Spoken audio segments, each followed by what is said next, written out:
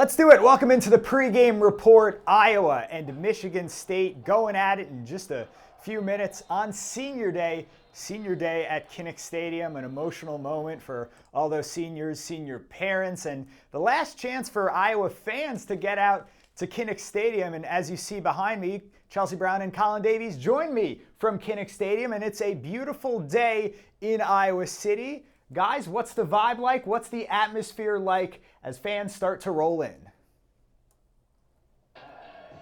Well, Jack, the atmosphere today has been kind of serene, the most serene it's been all year, it seems like. There wasn't much traffic coming into the game. It's kind of a nice day out in the sun. Beautiful day. Yeah, for this late. So everyone's just kind of relaxed. Everyone's having a good time. It's not one of those tense environments that we've been used to. This is probably the most relaxed vibe that I've gotten coming into Kinnick so far. Well, I was telling Collin, too, driving down, I was so shocked with how quickly we got here just because of the lack of traffic. That's not to say, though, that this isn't going to be a sellout game. It is expected to be a sellout, as expected. But this is a special day, too, because it is just Senior Day. You know, this is hopefully going to be the perfect kind of senior Kinnick Day send-off for them. But you could not ask for better weather.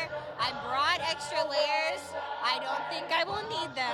And I'm not complaining because the last two games have been really wet, right? Yeah, that Oregon game was a little different. We were out doing this show in the pouring rain when it was like 35 degrees. I think once the sun goes down, it's going to change a little bit. But so far, Jack, the atmosphere it's been good. It's been a nice, calm atmosphere. It's even calmer than those UMass and Albany games. You know, there's not much. I think it's just a little bit more calm. Are a little more calm. Interesting. It's not going to be calm for very long, though. I wanted to take you guys back to a play we saw last week in Iowa's loss, I should say, against USC. Yes, it was a loss, but we saw one of the most exciting plays we've ever seen in the last maybe 5 to 10 years from the Iowa offense. A trick play. Caden Weechin to Reese Vanderzee, and Vanderzee with the Philly special throw back to the quarterback, Mark Gronowski. I know the two of you were watching it. I know I was watching it, and earlier on Tuesday, Chelsie, you were at Iowa Media Availability, and Mark Gronowski gave some more insight on the play. One of the best answers we've ever heard from an Iowa quarterback. Let's take a listen. I was pumped when it got called. You know, I was looking forward to it.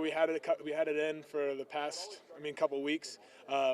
We name a lot of our trick plays after bars in town, so this one was named after Stella, right across the street. Obviously a very fun play. The problem, though, is it's going to be remembered in a losing effort. And that's the thing for Iowa. They've lost 2 games in a row.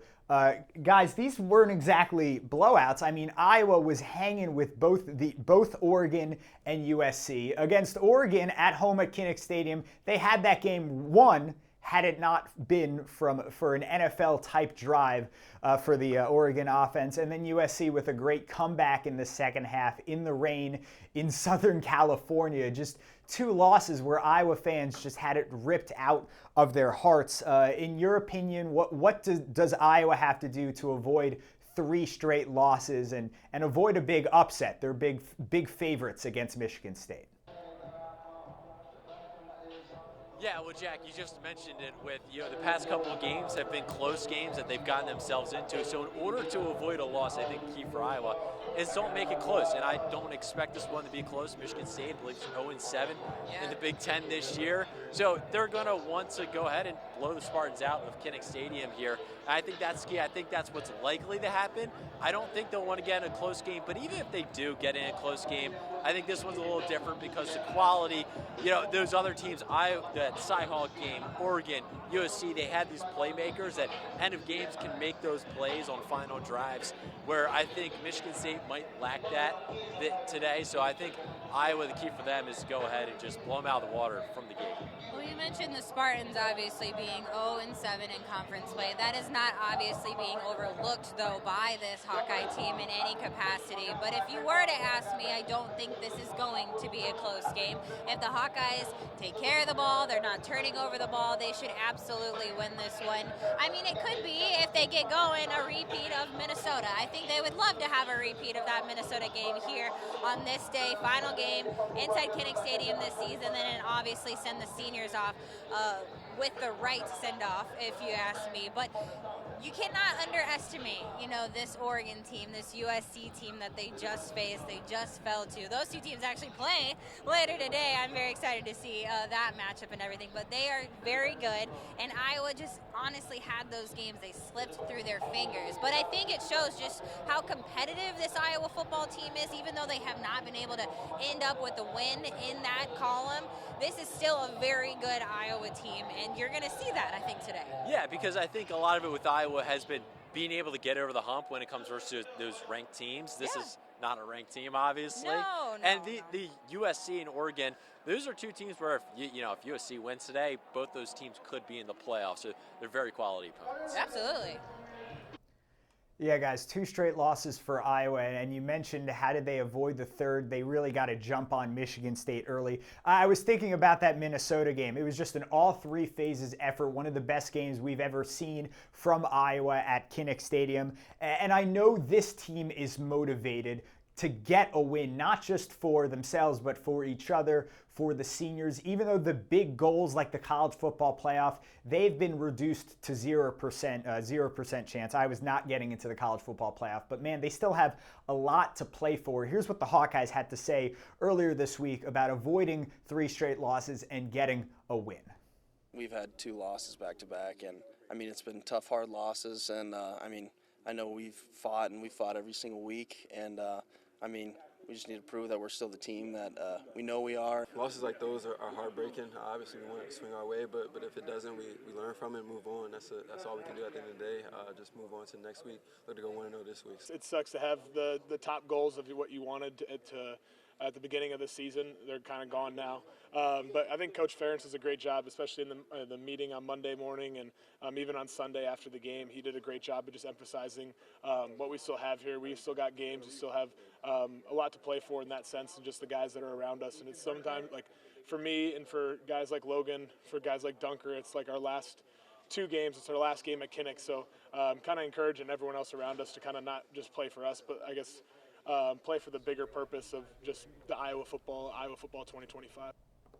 You heard that from Mark Gronowski. Play for the bigger purpose, not just for yourself or for each other, but Iowa football in 2025. Obviously, the fans coming out there, yes, they care about the college football playoff. Don't get me wrong, they care, but they don't care if a team is down. They're paying high prices for these tickets, and I know Kirk Ferentz is going to tell them something to the effect of, you got to play for each other and play for that kid up in the crowd.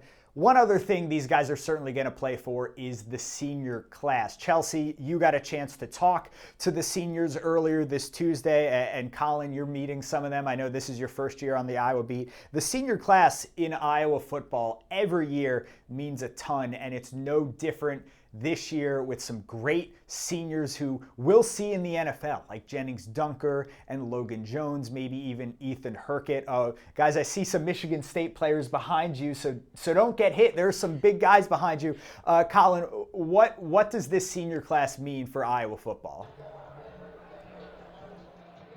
Yeah, I think this senior class means a lot to this program, especially to Iowa compared to other programs, because Kirk Ferentz is so heavy on developing players. Yeah. And he's got a lot of seniors that stick around and guys that develop from their freshman year, so they earn it compared to a lot of other programs where you're seeing a lot of transfers, a lot of people go through things, but these Iowa players, seniors, they stick it out. They go through the developmental stage. Kirk Ferentz calls this a developmental program. Yeah. Not many college football programs are developmental anymore. So I think this senior class, this game means a lot more than other programs in the country. Yeah, and I think too, Mark Gronowski, he also kind of challenged his teammates too to not only play for this senior group, but just to play for what will define, kind of this 2025 team. We're gonna step so we don't get hit by the Spartans behind us as they warm up. But at the same time, you think about some of these senior guys, and you think about the Ethan Hurketts, and you think about the Caden Weegens and things like that. These are guys that are actually doing senior day for a second time. They've already gone through the motions and things like that, so this is something that, they have. Are you joining me back? No? This is something that they've gone through. They said maybe not so emotional because they've gone through it once, but at the same time, you look at those guys, and they've been in this program. They've stuck it out. You think of guys too like Jane Harrell, who had to wait behind, you know, the Jade Higgins, the Nick Jacksons and everything at linebacker, and just how special it was for him when he did finally get his opportunity this season to take on that leadership role, to kind of take on, you know, just being one of the veterans that has finally kind of come to fruition for him. And then you think about some of the guys too that have transferred in. You know, I think of Gil and how that worked out so well for him coming from Northwestern. He said earlier this week too, obviously, that, you know, it kind of felt like home. You know, he's been so appreciative of his time here at Iowa. Some of those stories do work out, but that's what you kind of think of too. The guys that have stuck it out, the guys that are maybe going through senior day again, because this is still a class that was impacted by COVID, unfortunately. Some of these guys were. And then you think of the transfers, where it kind of works out. So there's a lot that I think they have to be proud of, but also there's so many different storylines when it kind of comes to who is made up of this week's senior class, or this year's senior class. Yeah, and you have a guy like Mark Gronowski, one of those transfers comes in as, you know, the winningest quarterback when it comes to college football, FCS, FBS. So a lot of these careers, you know, coming to a close today for their games at. Yeah, guys, you mentioned those seniors. Why don't we take a listen to what some of the seniors said before this game?